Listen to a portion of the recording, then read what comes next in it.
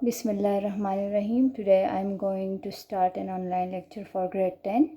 It starts basically from chapter 9, Chemical Equilibrium. In this chapter, we will study different terminologies, that is chemical reaction, reactants, products, reversible and irreversible reactions. Chemical reaction is defined as when one or more substances get combined and it forms products. That is called chemical reaction. Here we can see that we have a reactant 1A and a reactant 2B. It gets combined and form products C and D. So such type of terminology is called chemical reaction.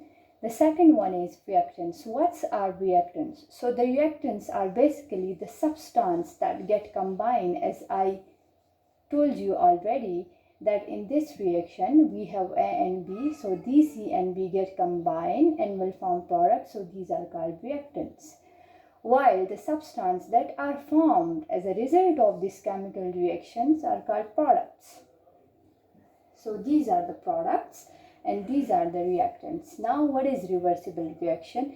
The reversible reaction is the reaction by definition which can go in both forward and backward direction, or which can lead in forward and backward direction.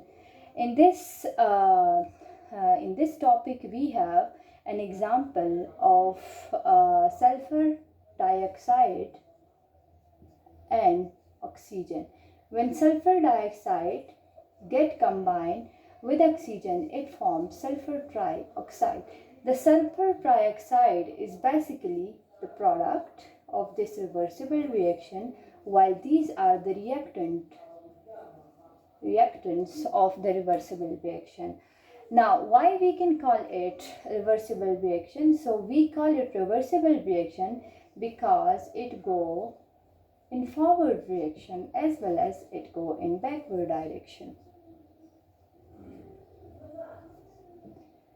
How it will go in forward and backward direction? When these reactants get combined and form products, so this is forward reaction, or we can say that the reaction is in forward direction. Or what happened when we say that this is in backward direction? So when these products get combined and reform the reactant, so it will be in backward direction. So the representation of this is basically with the help of double half-headed arrow. This is double, this is half head, and this is half head. So we can what we can do is we can represent this type of reaction, this reversible reaction, with the help of this arrow, that this is for forward direction and this is for backward direction. The second thing is irreversible reaction. So irreversible reaction will be opposite of reversible reaction. How?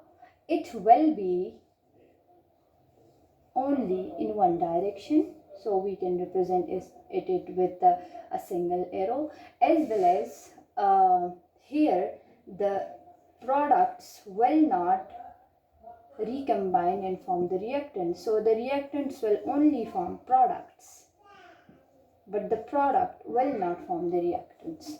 So these are the general differences between reversible and irreversible reaction.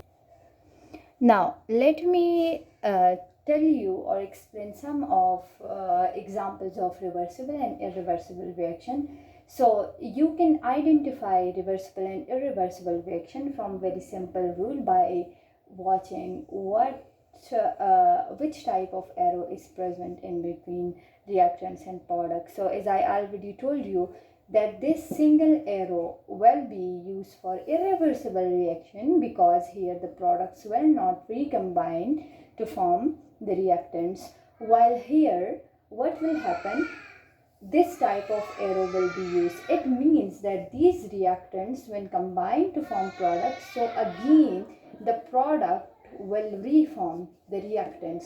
So here the reaction will be in forward and backward direction, and in the case of irreversible reaction there will be no forward and backward reactions.